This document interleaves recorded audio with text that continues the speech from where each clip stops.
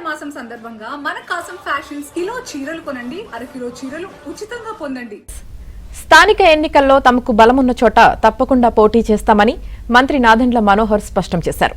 2024 సార్వత్రిక ఎన్నికల్లో రాష్ట్రం కోసం వెనక్కి తగ్గామని, ఆ రోజు ఇచ్చిన మాట కోసం పవన్ కళ్యాణ్ నిలబడ్డారని చెప్పారు. స్థానిక ఎన్నికల్లో కూడా వెనక్కి తగ్గుతామనుకుంటే పొరపాటని, సార్వత్రిక ఎన్నికల ఫార్ములా ఇప్పుడు వర్తించదన్నారు. జనసేనలో కష్టపడి పనిచేసిన వారికి స్థానిక ఎన్నికల్లో అవకాశం ఉంటుందని, కూటమి పార్టీలను సమన్వయం చేసుకుని జన సైనికులు ఎన్నికలకు సిద్ధం కావాలని మంత్రి నాదెండ్ల పిలుపునిచ్చారు. పవన్ కళ్యాణ్ గారు రాష్ట్ర ప్రజలను దృష్టిలో పెట్టుకుని సార్వత్రిక ఎన్నికలప్పుడు అవసరమైతే మనం తగ్గుదాం,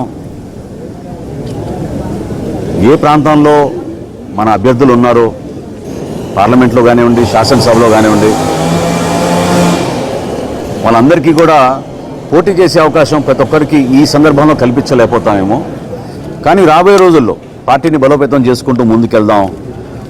2024లో జరిగిన ఎన్నికలు మాత్రం ఓటు చీలనివ్వం అనే మాట ఆయన ఇచ్చినందుకు దాన్ని గౌరవించుకుంటూ ఎక్కడ కూడా పొరపాటు లేకుండా ఆయన నిలబడ్డారు.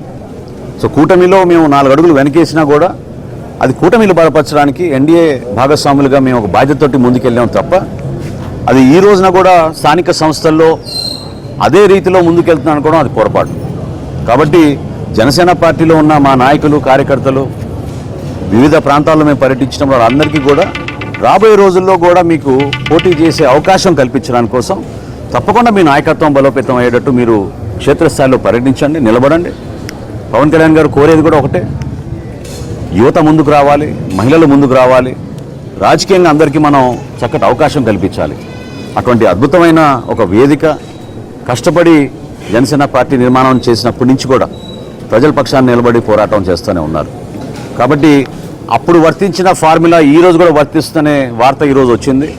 అది కరెక్ట్ కాదు. మొన్ననే మాకు ఎన్డీఏ సమన్వయం చేసుకుంటూ మీటింగ్ చేసుకున్నాం. సో రాబోయే రోజుల్లో మన బలబలాలని బట్టి, మన నాయకత్వాన్ని బట్టి, ఏ మున్సిపాలిటీలో, ఏ జిల్లాలో ఎక్కడ మనకి నాయకత్వం బాగా ఉందో వివిధ పార్టీని సమన్వయపరుచుకుంటూ Telugu Desam party, Janasena party, Bharatiya Janata party 3 కూడా ఒక బాధ్యతతోటి క్షేత్రస్థాయిలో నిలబడిన నాయకత్వాన్ని గౌరవించుకుంటూ వాళ్ళకి అవకాశాలు కల్పించుకుంటూ తీసుకెళ్లాల్సిన అవసరం ఖచ్చితంగా ఉంటుంది.